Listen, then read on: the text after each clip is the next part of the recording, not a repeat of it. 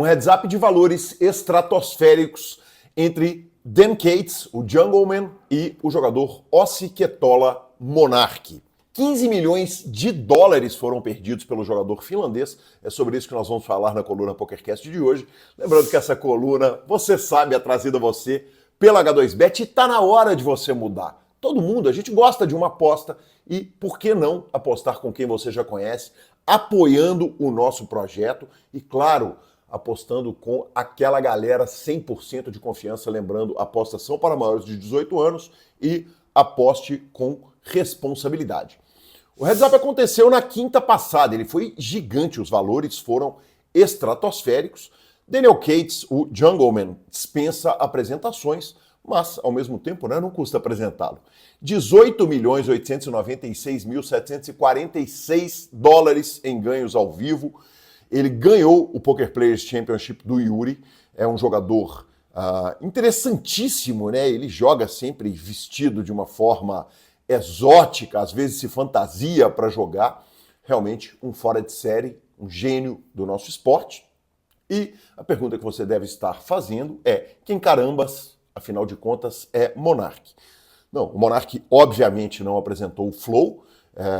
O jogador Ossi Ketola, o Monark com CH no final, ele é finlandês, é um jogador de high stakes poker. Ele começou a carreira dele como um pequeno golpista, enganando jogadores no jogo online RuneScape, e a partir dos 14 anos de idade ele começa a combater outros golpistas de jogos, expondo fraudes em sites de aposta, por exemplo, como Counter-Strike, e fundou a CSGO Empire em 2016, um site licenciado, regulamentado, e é um jogador que tem grandes ganhos em torneios ao vivo de pôquer. O duelo entre o Jungleman e o Monark aconteceu com 6 jogos entre eles. O primeiro valendo 1 milhão de euros, o Jungleman ganhou. O segundo, do mesmo valor, o Monark ganhou, empatando a parada. Aí no terceiro, o Monark ganha, já valendo 3 milhões de euros. Aí eles aumentam para 5 milhões de euros, o Jungleman ganha. No quinto duelo, também de 5 milhões de euros, o Jungleman ganha, e no último o Jungleman ganha de novo, agora para 6 milhões de euros. O desafio foi muito legal, ele foi televisionado, mas mais que esse desafio, eu queria falar nessa coluna um pouco a respeito do histórico de grandes desafios no poker, porque eu os acho muito especiais para o nosso esporte. A gente tem, historicamente, alguns desafios que todo mundo se lembra, né? O Dirt Challenge, quem é mais das antigas, ele ganhou, ele propôs jogar heads-up com qualquer pessoa do mundo, menos o Phil Galfond, o que mostra a grandeza do meu ídolo, Filipinho Galfond. E ele ganha do Patrick Antonius, perde do Daniel Cates, numa situação que ficou em aberto com a implosão do Full Tilt e que recentemente foi resolvida entre os dois. Eles avisaram que estava resolvida em um vídeo online.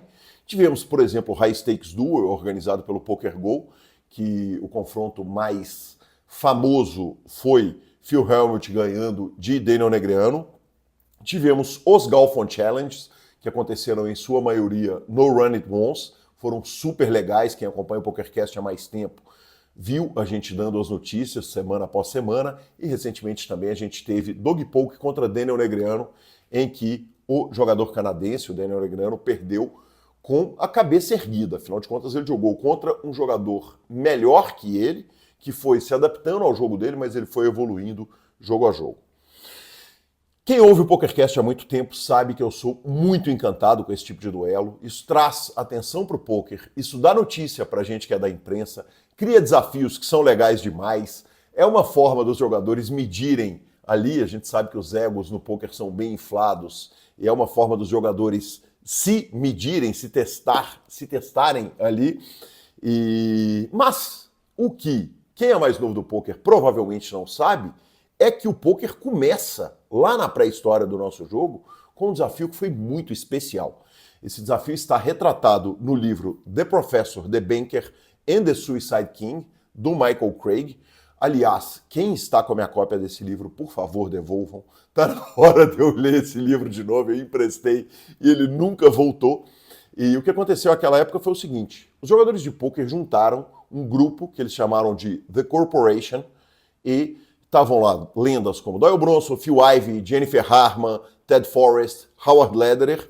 Eles juntaram seus bankrolls para julgar contra um banqueiro texano chamado Andy Beal. O Andy Beal, que evidentemente como banqueiro texano é um cara muito esperto, muito inteligente, jogou partidas lendárias entre 2001 e 2006 contra os jogadores.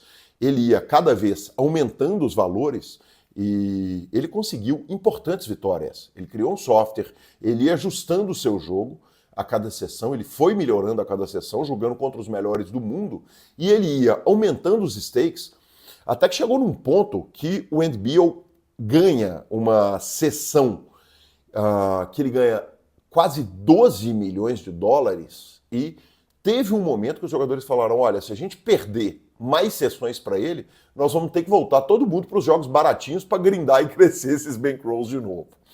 Enfim, fato é que no final desse grande desafio, retratado pelo livro, acredita-se que o Andy Beal perdeu aproximadamente 16 milhões para a The Corporation.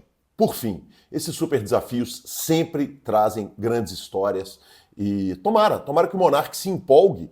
Já se cogitou ele enfrentar Daniel Negreanu, ele enfrentar o Doug Polk. Tomara que ele se empolgue, aproveitar que ele tem muita grana para investir, para perder, e que ele ganhe também alguns desses desafios para a gente poder ver muitos desses desafios televisionados. Aqui eu vou encerrando a nossa coluna, lembrando que ela é trazida a você pela H2Bet. Lá no H2Bet, totalmente regularizado. Se você tem Android, já tem aplicativo lá na lojinha, tem suporte pelo WhatsApp, aceita Pix, 100% regulamentado e, claro, lá se aposta com quem você já conhece. Clicando pelo nosso link, você vai estar apoiando o nosso canal. Eu quero saber o que você achou dessa história e também assine o nosso canal. Para a gente é super importante. Muito obrigado. Apostas são para maiores de 18 anos. Aposte com responsabilidade. Valeu e até a próxima coluna PokerCast.